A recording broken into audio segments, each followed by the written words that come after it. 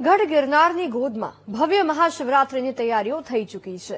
તારીખ 11 થી 15 ફેબ્રુઆરી સુધી ભવ્ય રીતે મહાશિવરાત્રીની ઉજવણી થશે અને આ વખતે શિવરાત્રીમાં ઇતિહાસ બનાવવાની પણ સરકાર અને સ્થાનિક તંત્રની તૈયારી છે। તેવા માહોલમાં શિવની નગરીમાં સંતોનું આગમન શરૂ થઈ ગયું છે। ધૂણી ધખાવવાનું શરૂ થઈ ગયું છે। કેવી છે મહાશિવરાત્રીની તૈયારી? આવું જોઈએ।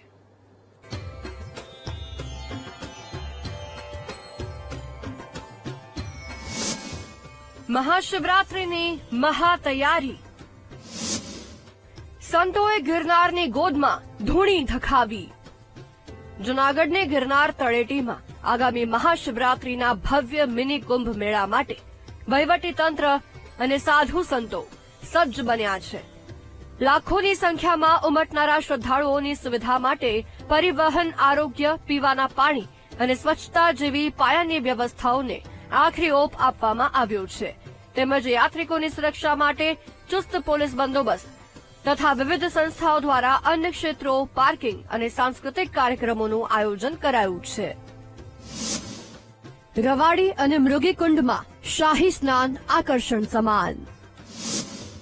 ડિઝાસ્ટર મેનેજમેન્ટ અને આકસ્મિક સારવારની ટીમો સજ્જ। 28 હંગામી દવાખાના, 90 સીસીટીવી। 900 થી વધુ કર્મચારીઓને રાઉન્ડ ધ ક્લોક ફરજ સોંપાઈ। આમ શ્રદ્ધા અને ભક્તિના આ મહાપર્વમાં કોઈ પણ ભાવિકને અગવડતા ન પડે તે માટે સાધુ સંતોના માર્ગદર્શન હેઠળ તંત્ર સંપૂર્ણપણે તૈયાર છે।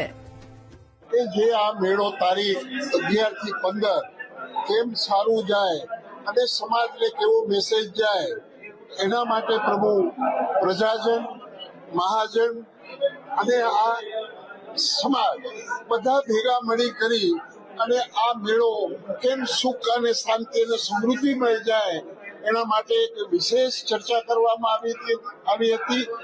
મહાશિવરાત્રીના મેળા પહેલા જૂનાગઢમાં સંતોનું આગમન પણ શરૂ થઈ ગયું છે। ગિરનારના માર્ગ પર સંતોએ પોતાની ધૂણી પણ ધખાવવાની શરૂ કરી દીધી છે। મહાશિવરાત્રીના આ મેળાને મિની કુંભ પણ કહેવાય છે, ત્યારે સંતોએ પણ ભક્તોને આ મહાપર્વમાં જોડાવા માટે આહવાન કર્યું। मिनी कुंभ है, सब लोग आइए श्रद्धा भाव से अपने अपने घरों से। नागा बाबा दर्शनम, भवनाथ स्मरणम, मृगीकुट स्नानम, अघोर पाप नाशकम। आप सब लोग शुद्ध से आइए, स्वच्छता के साथ में आइए, भाव के साथ में आइए और गिरनारी महाराज का दर्शन लाभ कीजिए और सब लोग खुश रहिए, ये मेरी प्रार्थना है। તૈયારીઓ થઈ ચૂકી છે, સંતોનું આગમન પણ થઈ ચૂક્યું છે। જય ગિરનારીનો નાદ પણ ગુંજવા લાગ્યો છે, ત્યારે સૌ કોઈ આતુર છે ભવ્ય શિવરાત્રીના ભવ્ય મેળામાં ભક્તિના રંગે રંગાવા માટે।